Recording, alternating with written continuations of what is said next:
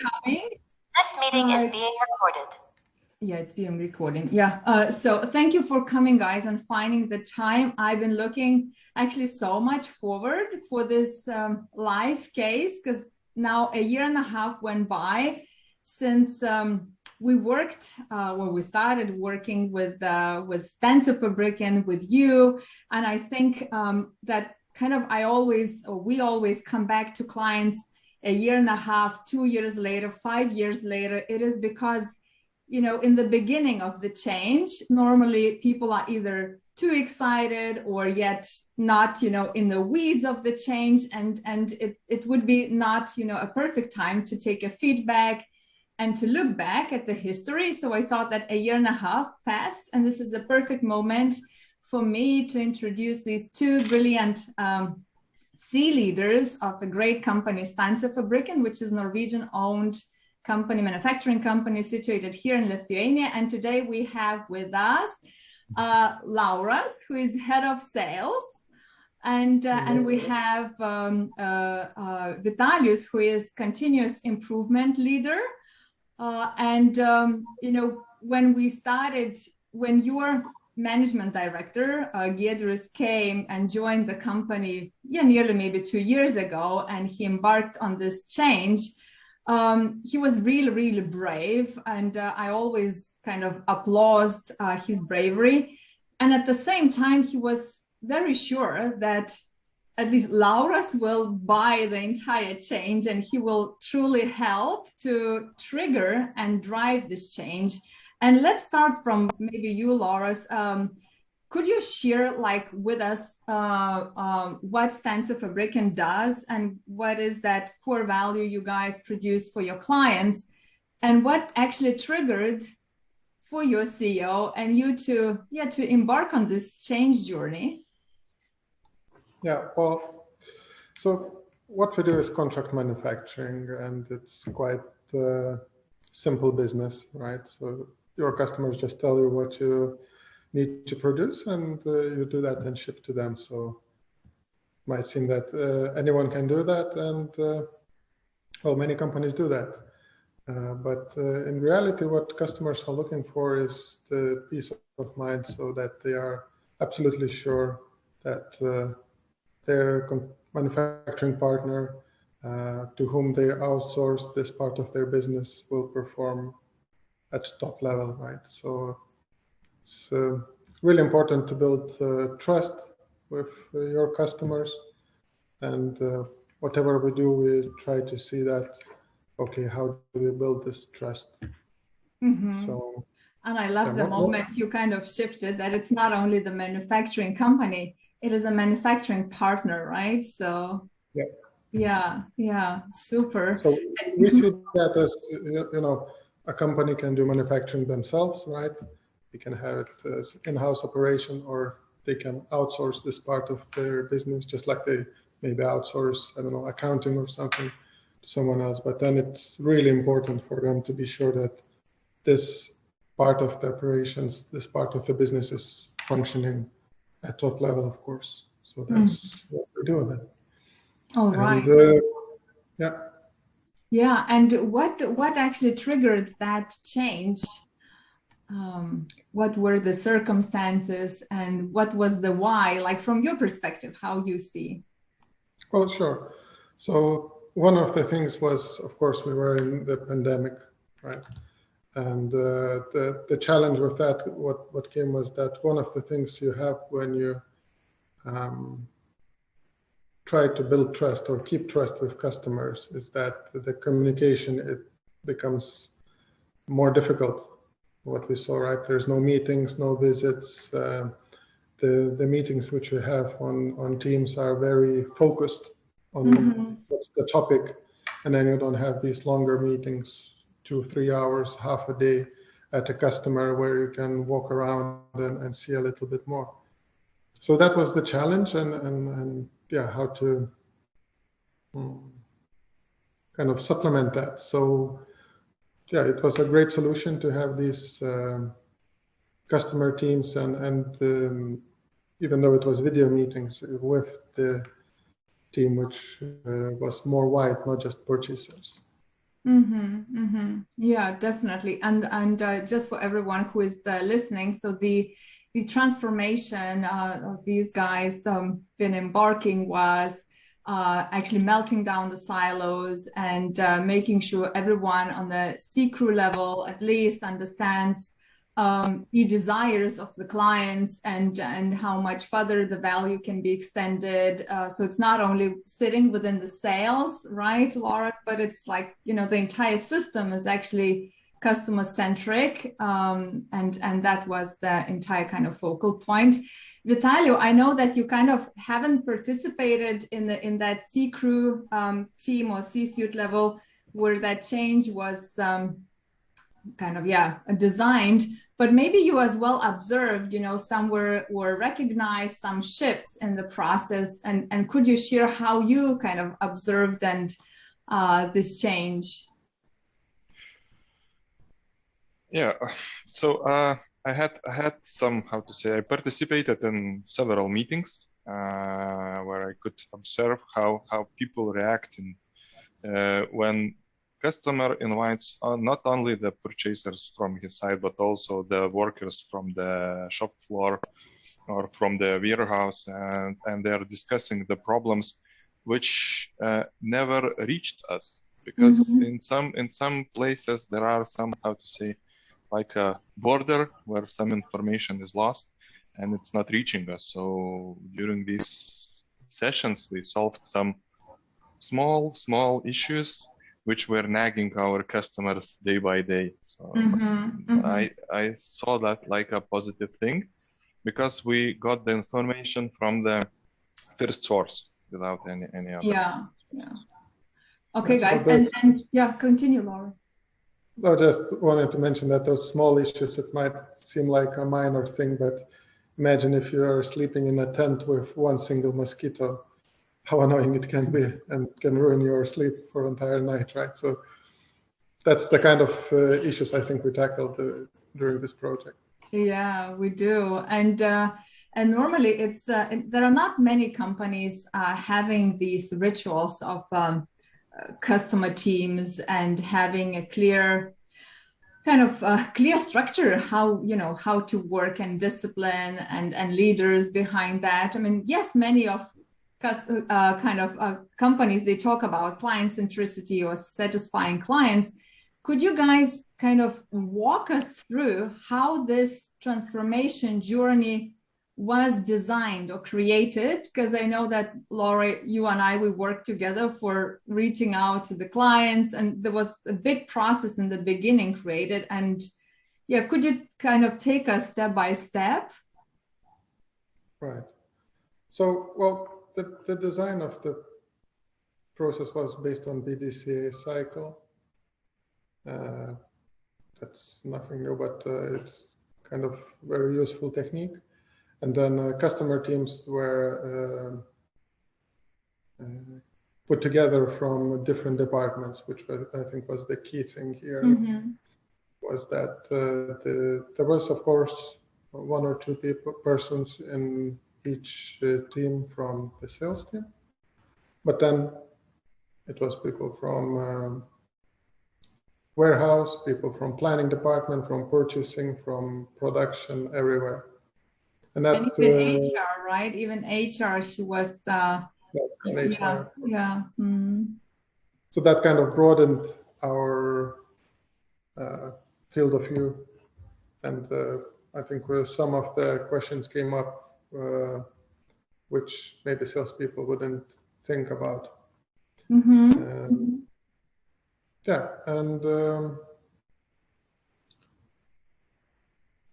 The PDCA cycle, the periodic meetings, and then, of course, the workshops with customers were very significant part of that, which is when you hear the voice of your customer and you find out about those small mosquitoes flying in a tent, right? And then you get the opportunity to solve that.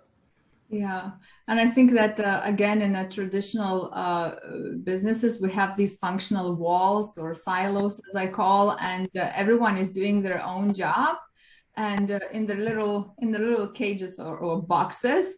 But with this transformation, and especially the beginning of that, I still recall that you just can't, come as new managing director or CEO and just tell people what to do. You still need to involve everyone.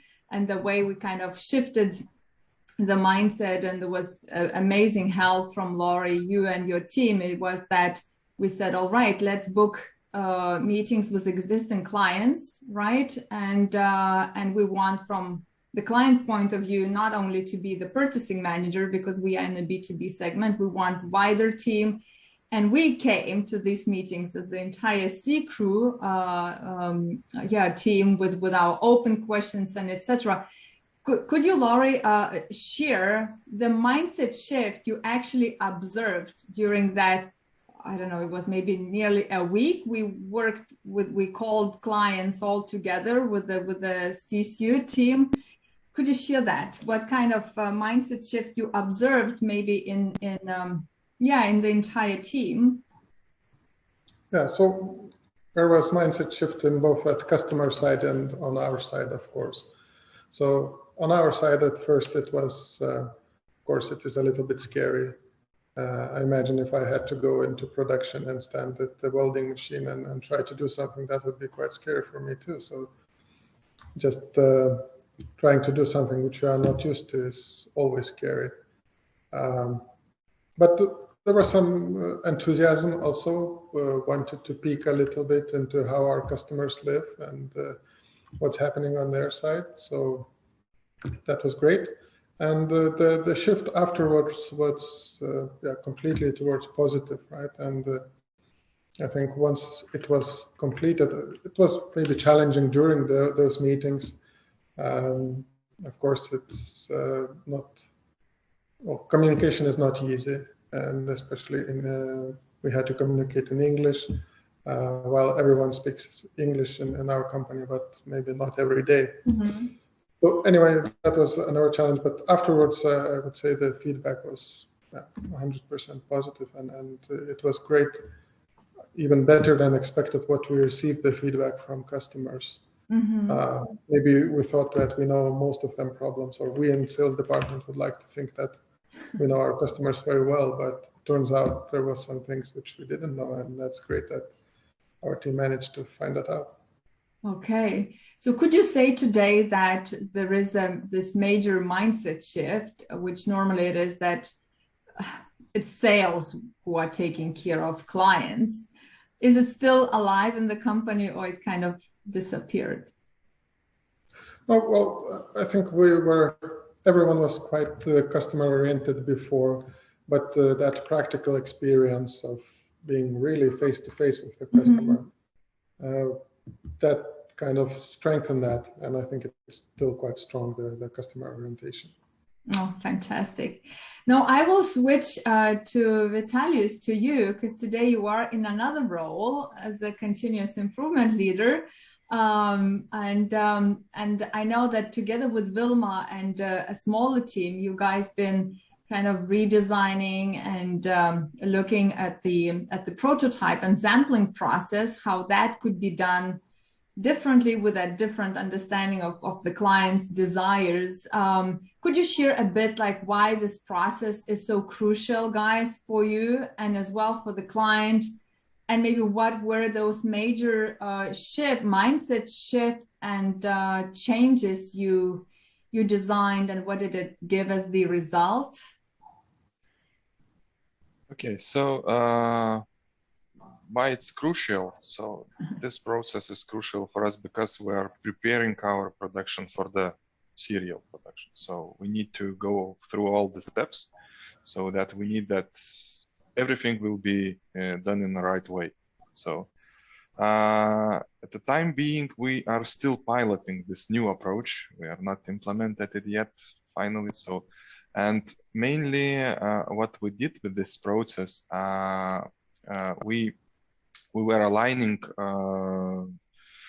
through entire value chain. So we could identify some gaps and to find some areas for improvement. So that was our target. So we go through that all the process, and of course we found some places where we can improve. We made some new agreements on the responsibilities in some places, and one thing what we achieved is that we have how to say, in most cases we have faster response to the customer when he orders a sample. So we reduce the time 2-3 times, depends from case to case. So the response time. Yeah. And because this was our first attempt to work in such approach, so we have plenty of opportunities to do this process more Further more on, right? Yeah.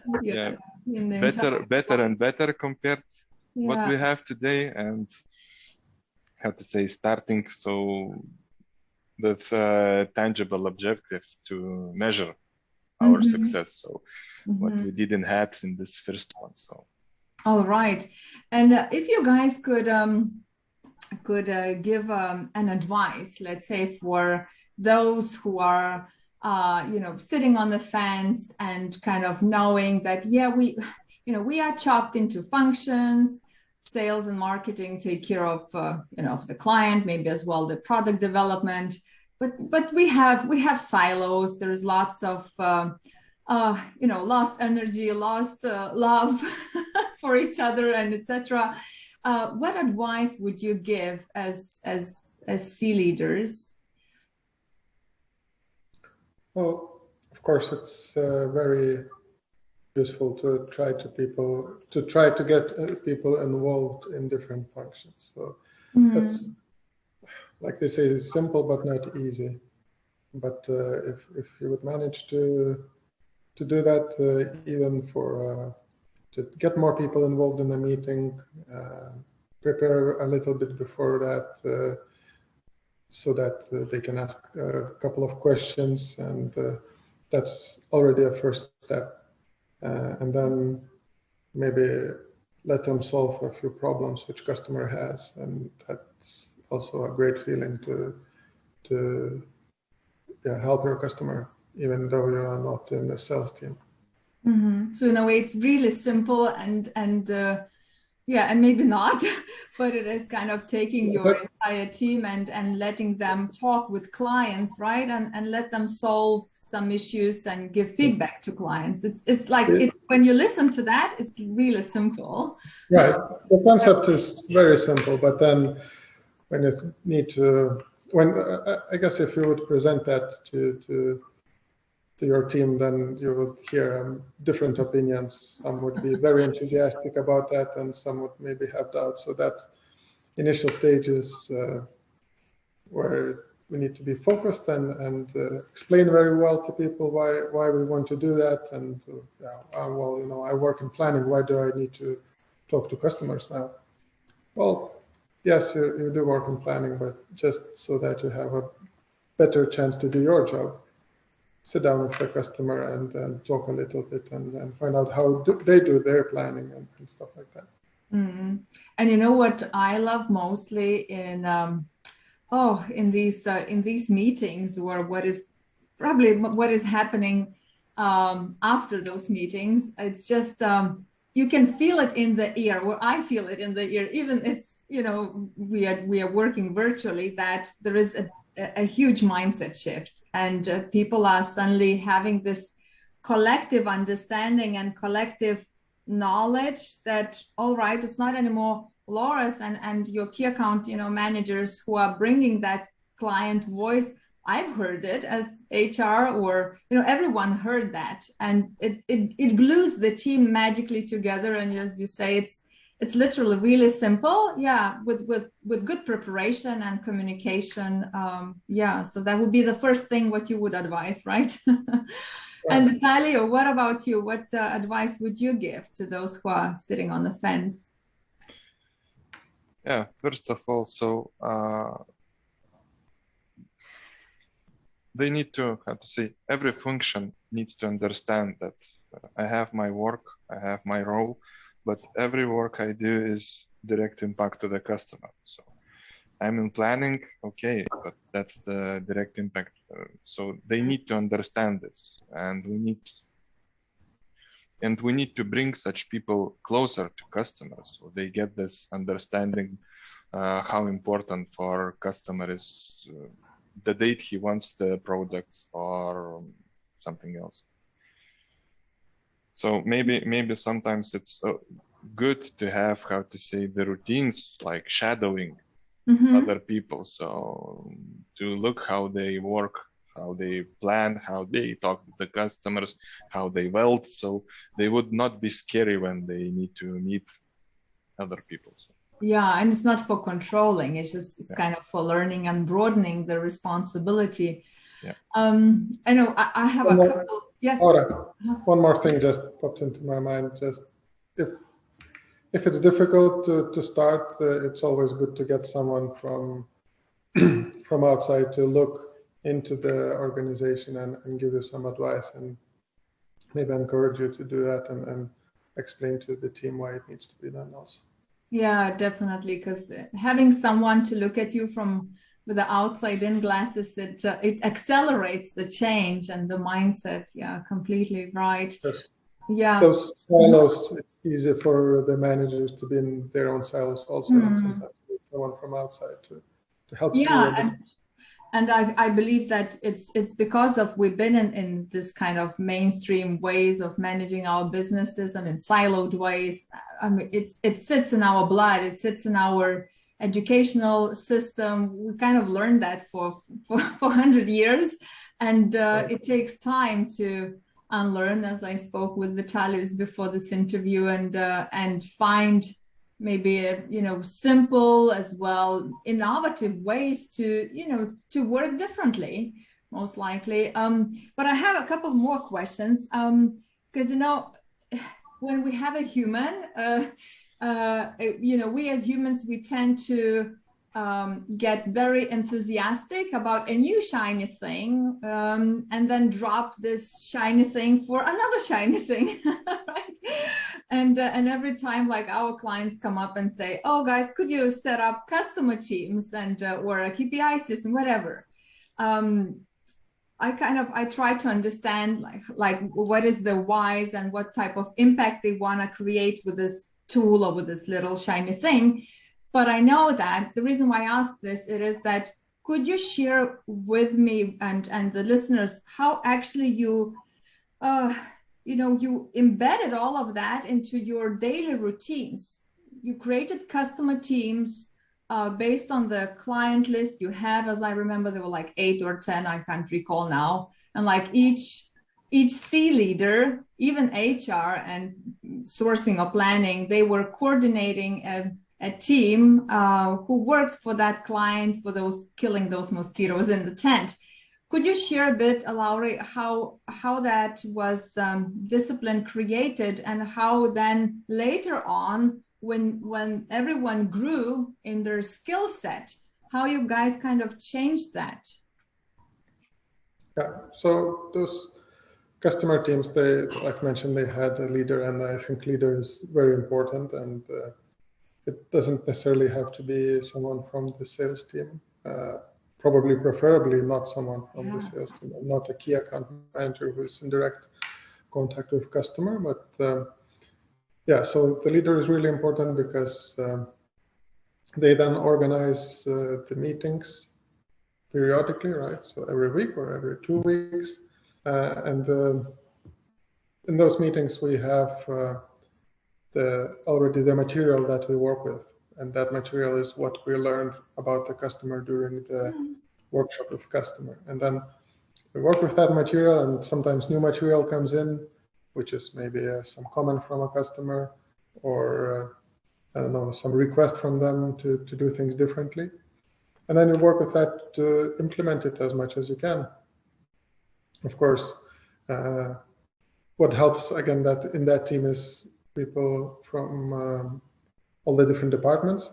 So then each of them can suggest how to best implement that. If it's packaging, yeah, well, there's person from production, from packaging, from logistics maybe, and they can make their suggestions and then maybe share some tasks and next week they come back together and share how the progress was, what got done, what was the challenge, and how to proceed further.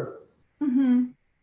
And then, of course, eventually that the material which you have to work with, right, that dries out, what you receive from customer, and yeah, you cannot ask every week or every month a customer how could we get better. We'll do that maybe once a year or so, and then yeah, that's fine. So you put that aside a little bit, and you find a new thing to work on, maybe another customer or another.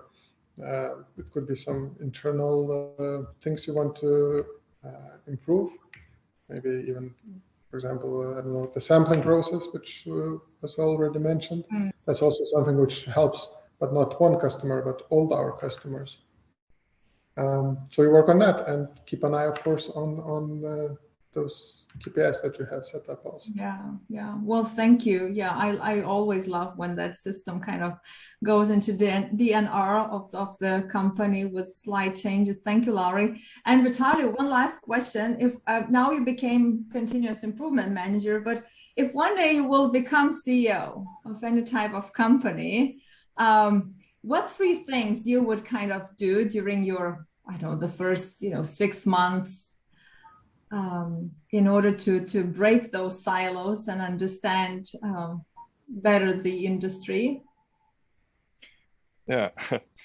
So first of all, I would put all my effort to understand my new role. So I think it's a must to understand what drives the organization performance. And when I'm saying performance, I mean not only the metrics. I'm thinking about the people, because it's crucial to understand the problems and how you can solve them.